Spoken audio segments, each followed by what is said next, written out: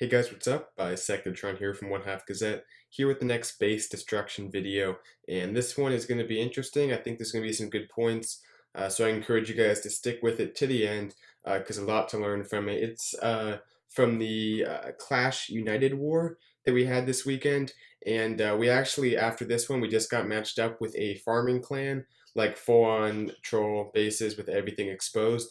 So you're going to see a lot of this war just because I won't have a whole lot else to show, and that should be fun because this war had some great attacks, and it's definitely going to get some good coverage over the next few days. So anyway, let's get to this base destruction video. We have just two attackers that we're looking at, so only two attacks to get this base 3-starred, and I've seen bases that have this kind of layout quite a bit, where the air defenses are kind of in that central, and then like the three in a little triangle around it, like that. I just wanted to draw the Illuminati. You guys know what it is, because I did that in a base destruction way back, so maybe you guys remember that or not. Anyway, just jokes aside, honestly though, this base, it's going to be attacked a way you wouldn't probably expect to see it hit, so the second attack's going to be very interesting, but the first attacker tries an HGHB, and it might work from this for this base, it might not. But let's talk about why it didn't on this specific attack. He drops down two baby dragons to create the funnel. Probably could have done it a little bit cheaper. I think the baby dragons are only good when like there's an archer tower in the area, because at the top there could have used some minions, especially higher up. Maybe not on that bottom drill. But anyway, that's not the important point. The fact is he creates the funnel pretty well actually. The bowlers though, and they're very difficult to funnel in. The funnel was good, but the bowlers for some reason still go up north here, and he just dropped them a little bit too high up, and it just goes to show how susceptible they are to walking around the base, because you would not expect them to walk, but they do. So I think half of his bowlers or so walk up, but he has all the usual stuff moving in. The giants come in like this with the healers, has a rage, has his heroes. Some of the bowlers do go into the base, but right here is where it matters, right here, because he doesn't have a jump, so he's expecting them to beat through the wall here and keep moving through, get towards the air defenses, the expos, that area of the base. But look at the compartments right here. Two buildings, one building, one building. And the Teslas are drawn in, by the way, in blue. You can see the Teslas. Look at those compartments. Those are things the queen, the bowlers, all that stuff's going to take out very quickly. So what happens is these kind of end up emptying out, and because of that, there's a huge gap between that and the next building, and his troops actually go out and back around the base. At least most of them do. Some of the giants stay in, but the important troops, the DPS stuff, it actually leaves the base, because sometimes small compartments can be deadly when you don't have that jump, because everything stacks up on a wall, and the bowlers and the queen, which can shoot over walls, they could clear out compartments if they're that small. So what happens is everything reroutes back around outside the base, because the bowlers and the queen cleared out that compartment, or those compartments, in this case 3 of them. I think they clear out most of that. So anyway, we'll take a look at the attack, because that's pretty much it. From there, things walk around and kind of die off. You can't expect an HGHB to work when everything's on the outside of the base. So we'll take a look at it, and then we'll move on to the next attack, which is a pretty interesting take on this base. So here is the attack. It's done by Nate at the beginning here.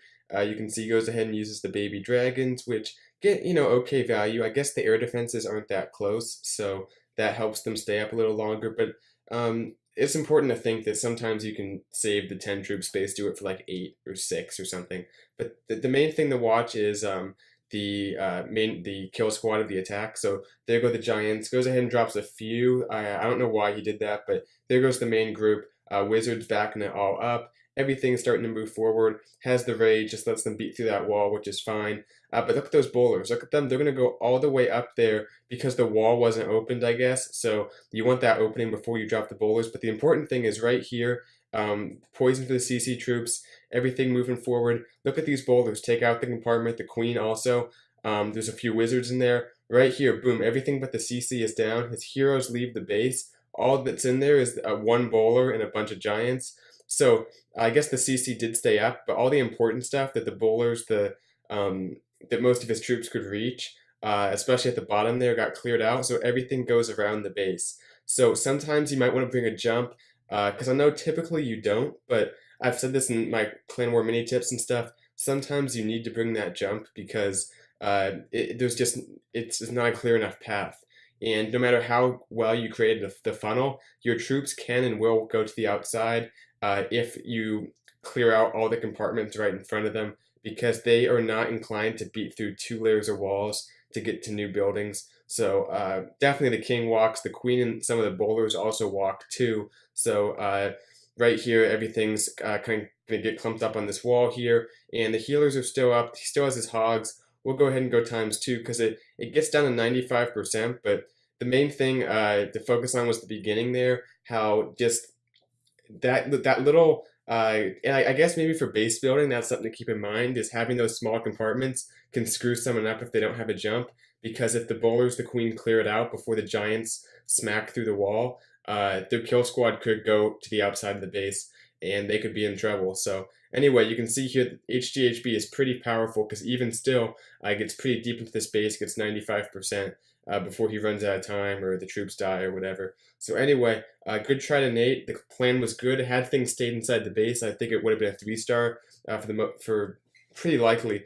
But just had that little mistake there, or I guess got unlucky, whatever you want to call it.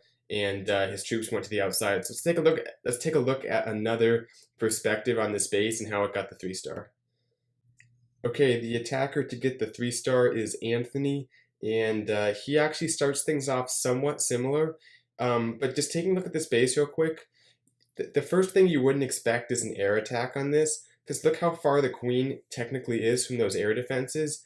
You can see here, I mean, a good solid a third of the way across the base away from her. So typically you wouldn't expect an air attack, especially one that has a kill squad sent in to get both the queen and multiple air defenses. Maybe a split hero attack, but this is a pretty conventional, at least in the style of like what part of the base he deploys things. So I guess I'll get into the specifics here. Anthony goes ahead and drops down some giants, healers on them, so kind of an HGHB opener, and he does have all those components except for the hogs. So sends in the giants, the healers on them, more baby dragons for the funnel, I believe.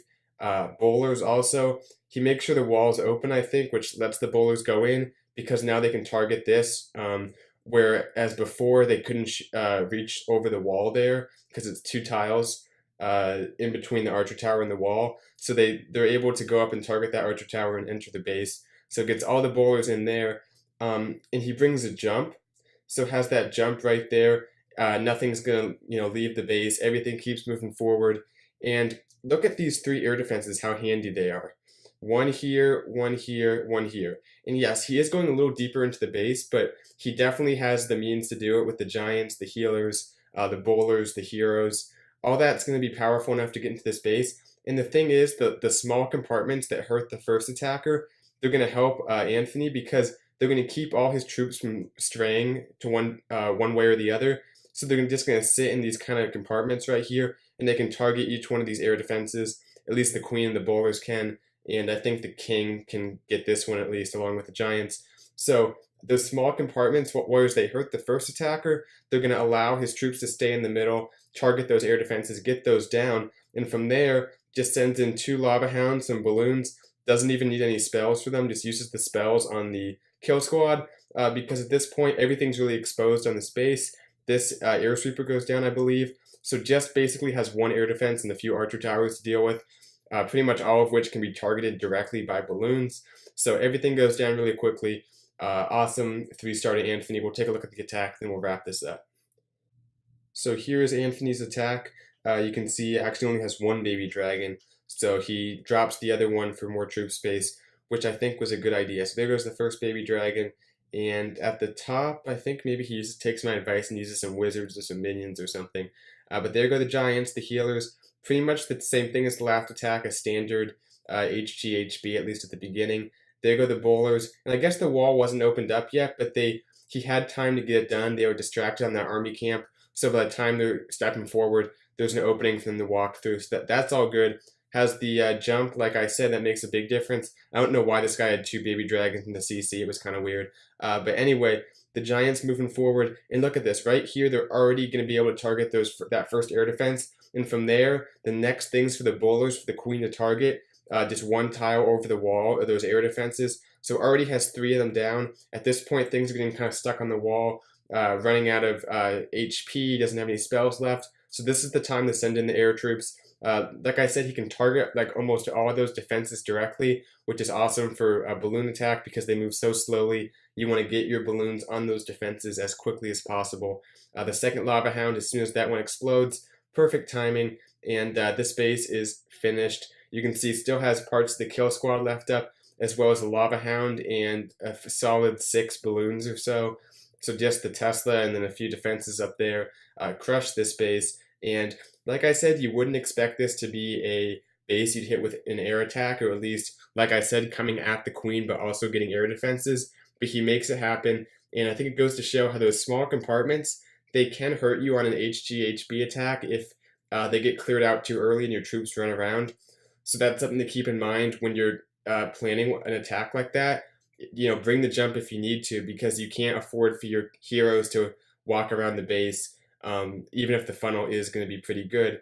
But although that hurt Nate in the first attack, the small compartments helped Anthony keep everything together and target those air defenses. So it's just about looking at the base, what each part of the base is susceptible to, and Anthony does a great job utilizing that, seeing how the jump is going to make the difference, and let everything in there, take out the air defenses, and use the lava hounds and balloons on the back side of the base. So anyway, I hope you guys enjoyed this video. Thanks for watching.